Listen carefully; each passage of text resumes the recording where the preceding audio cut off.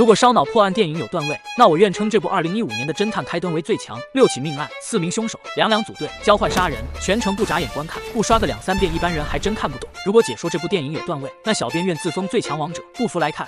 影片开始便是王炸。一天清晨，浑身是血的家庭主妇死在床上，旁边的婴儿还在哭个不停。很快，警方便赶到现场，查看后得知被害者是被利器割喉而死，初步判断死亡时间为昨晚11点左右。资深刑警卢队仅一眼就看出，凶手明明是右撇子，却不知为何用左手杀人。另外，根据他多年的办案经验，认为妻子遇害丈夫的嫌疑最大。然而，这次被害者的丈夫大春不仅是报案人，还和警队的阿强是把兄弟。更关键的是，他还有着完美的不在场证明，证人就是他的另一个把兄弟，也就是电影的男主小帅。他经营着一家书店，平时酷爱研究推理小说，同时也对现实中的悬案非常痴迷，还组建了一个什么推理协会。虽然没有几个成员，但好歹也算是个会长。不过这些都是表面，在家里他其实就是一个妻管严，每天不仅要看店，还要照看刚出生不久的孩子。但只要一有空，他就会跑到警局闲逛，仗着兄弟阿强是警队的得力干将，时不时的插手案件，惹得卢队厌恶至极。而这次他却成了嫌疑人的不在场证人。昨晚大春打电话叫他去喝酒，他本打算叫上阿强一起，可他有事就没去。两人找了个烧烤摊喝到凌晨1点才回去，因为喝得太多，他就在大春家里留宿。回去时并没有看到大嫂，直接就在客厅的沙发上睡着了。第二天，小帅首先醒来，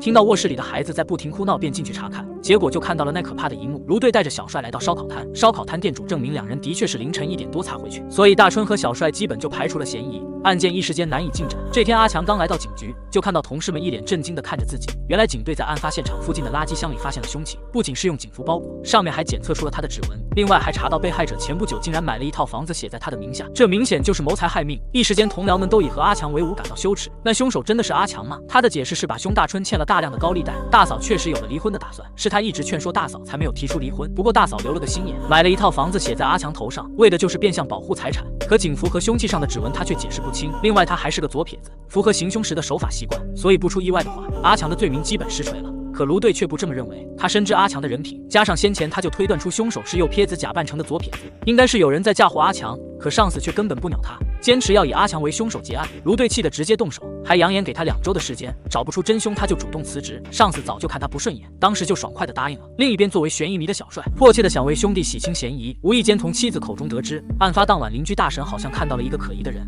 于是他就找到了那个大婶。刚巧卢队也赶来调查，据大婶交代，当晚他回店里取手机时，看到被害者家门口站着一个奇怪的人。起初他也没有多想，可过了半小时，他回来时又在楼下看到那人坐在车里盯着被害者的家，他感觉很奇怪，就记下了对方的车牌号。哪料车牌号被小帅抢走，而且看完就给烧掉了。原来他是想和卢队合作一起调查。卢队虽然非常厌恶他，但眼下也只能勉强答应。随后两人根据车牌查到那名男子名叫虎哥，可找到他家里时，从他妻子口中得知，虎哥3天前就出差去国外了，要半个月才能回来。如此一来，等虎哥回来时，卢队已经卷铺盖走人了，所以他们必须另辟蹊径。两人找到监狱中的阿强了解情况，得知案发当晚他确实见过大嫂，但只不过是商量房子的事情。两人10点左右分开，而11点大嫂就遇害了，所以凶手肯定是对他们的行踪了如指掌。而关于神秘男子虎哥，他表示完全不认识。就在此时，警局的同事传来消息，虎哥根本就没有出国，而是去私会情人了。随后二人就找到其情妇的咖啡馆，以公开私情为要挟，逼迫大虎说出当晚的情况。原来大嫂曾在他手上买了一块地皮，后来被政府规划升值，他当晚只不过去找大嫂索要补偿，家中没人，便在车里等待。可临走时却在房里看到了2个男人的身影，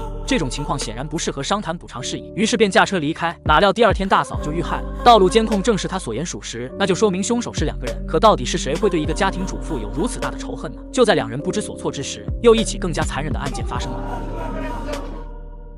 这是一起极度变态的命案，陶瓷馆女老板在店里被人杀害，凶手更是残忍地将尸体放在烤炉里炙烤。夸张的是，凶手还用死者的手机拍了一张照片，拍摄时间和死亡时间基本吻合，极有可能是凶手故意向警方透露案发时间。可这么做的意义何在？另外，死者的丈夫还是警队的资深警员老马，卢队怀疑这是曾被老马抓捕的犯人进行报复。查看了犯人记录，却没有发现可疑目标。接着众人来到停车场查看，发现汽车旁的空地上有一滩血迹，轮胎上也有一些，说明停车场才是第一案发现场。凶手是在停车场杀死被害者，然后再拖入烤炉炙烤。从时间来看，凶手应该有2个人，一个杀人，一个启动烤炉。说到这里，小帅认为凶手是他们正在寻找的杀死大嫂的凶手，因为2起案子有不少共同点。首先都是2人作案，另外就是先前没有重视的大嫂的手表，手表定格的时间也和死亡时间相差无几，而且手表背面有少许血迹，正面却没有，明显是凶手杀人后摘下手表打坏，然后再戴到被害者手上。和这起案件的照片一样，是故意向警方透露案发时间。这个时候，小帅平时喜欢研究悬案的习惯就派上用场了。半年前有个洋妞的尸体在河边被发现，头部有明显被击打的痕迹，而且尸体有被拖动到岸边的迹象，估计是凶手担心泡水太久会影响警方推测死亡时间，凶手一直没有抓到，直到2个月后，另一具女尸在下游被发现，才将杨妞的案件以自杀结案，理由是下游发现的女尸是被杨妞的手提包勒死，由此判断杨妞是畏罪自杀，跳河时头部受到撞击但没有死成，独自爬到岸边后气绝身亡。不过当时有个嫌疑人杀马特，5年前因强奸罪被判入狱，巧合的是刚巧半年前被保释出狱，因为在下游女尸的身上发现了她的毛发，可最后因证据不足还是被释放了，现在已不知去向。卢队当时就认出此人是老马曾抓捕的一个犯人。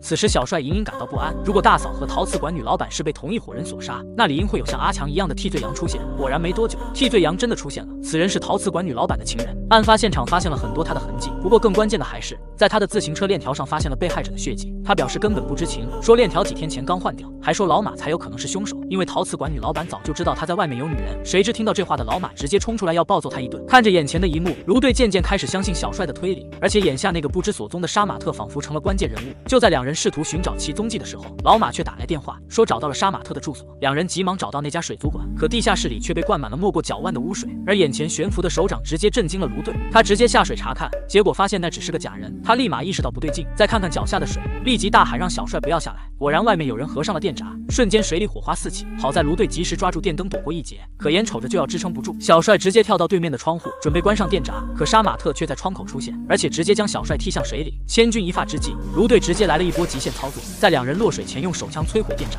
两人这才侥幸捡回小命。事已至此，卢队是真的生气了，干了这么多年的刑警，道上的朋友也认识了不少，于是就开始大张旗鼓的寻找杀马特。而此时小帅又发现了疑点，当年举报杀马特强奸入狱的女大学生不久前也遇害了，但杀马特却有着完美的不在场证明。更奇怪的是，保释杀马特出狱的竟然是抓捕他的老马。卢队认为这可能只是巧合，认为老马可能只是看他表现良好才进行的保释，说不定也是被他骗了。再说他妻子现在也遇害了，是个受害者。小帅不知如何解释，两人只好继续寻找杀马特。在道上朋友的帮助下，最后在一个漫展上发现了他。他抢了一辆自行车疯狂逃窜，卢队骑了个迷你版的在后面追，可眼看上坡时就要跟丢，小帅骑着个电驴子直接截停了他。可他简直就是个猪队友，直接给杀马特送了一波装备。不过好在刚才卢队发现了他脚腕处的电子脚镣，这么重大的线索他们先前竟然不知道，有了这个哪还至于找得这么辛苦。相关部门说是系统更新忘了共享，这人都被保释出来半年了，这解释多少有点让人无语。不过现在也不是追究此事的时候，还是抓紧看看案发时杀马特的行踪吧。无论是大嫂还是陶瓷馆老板娘遇害时，他都没有去过案发现场。当然这也不出意外，因为他本来就没有多少嫌疑，只不过是杨妞那起案件和他有关。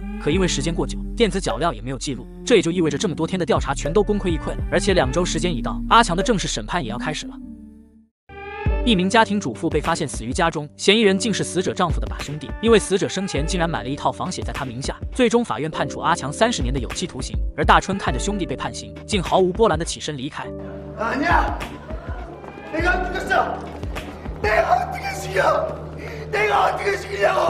一旁的小帅和卢队心灰意冷，两人始终不相信身为警察的阿强会干下如此恶行。偏偏此时上司还过来冷嘲热讽，让卢队履行诺言，明早就卷铺盖走人。卢队没有耍赖，但辞职前他还是想要查明真相，决定找到杀马特问个明白。一旁的小帅却始终感觉哪里不对劲，结合看过的上千部悬疑小说，他给出了一个大胆的结论，那就是交换杀人，只有这样嫌疑人才会有那么完美的不在场证明。而且所有案件貌似都和刑警老马有关。据陶瓷馆女老板的情人所说，老马的情妇就是个外国人，很有可能就是河边死掉的那个杨妞，估计是妻子已经发现了他的奸情，而杨妞又纠缠不休，所以才痛下杀手。为了摆脱嫌疑，他想到了交换杀人，而最合适的对象就是他曾经的犯人。不知出于什么原因选中了杀马特，所以杀马特首先杀害了杨妞，因为是第一次不小心弄到了河里，为了不影响警察分辨死亡时间，从河里脱尸时被无辜的路人看见，便用杨妞的手提包杀人进行嫁祸，后又因警方的无能以自杀结案。接着就是举报杀马特的女大学生遇害，杀人者无疑是老马，这样两人就完成了交换杀人。卢队承认小帅的推理有一定道理，可这和大嫂以及陶瓷馆女老板的死并没有什么关系。小帅却说老马和这两人都有着某种关系，陶瓷馆女老板是他妻子不必多说，而大嫂和女老板曾是同一公寓里的邻居。老马机缘巧合下认识了与大嫂有仇的虎哥，就这样又上演了新一轮的交换杀人。至于老马为何杀了情人杨妞后又要杀害自己的妻子，小帅估计是他后来发现妻子也有奸情，鉴于凶手是两人，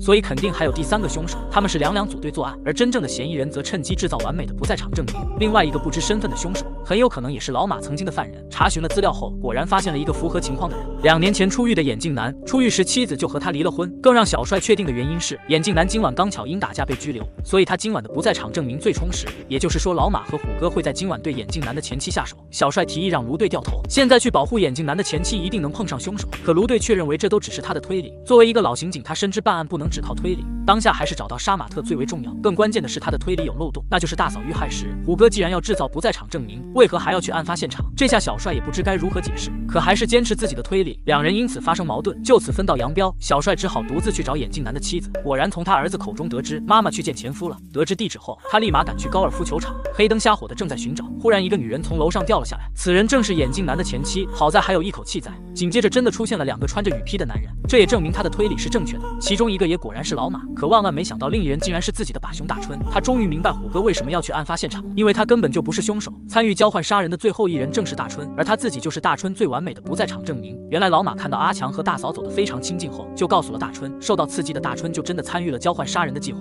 哪怕是后来阿强的解释非常合理，他也无法脱身。而且这次要动手的人刚巧轮到他，当着小帅的面，他不得不杀了眼镜男的前妻。小帅拼命的阻拦，可老马却直接给了他一闷棍，接着拿出手枪就要杀人灭口。大春见状不想再失去一个兄弟，刚要阻止，老马竟一枪将其打死，接着就再次将枪口对准了小帅。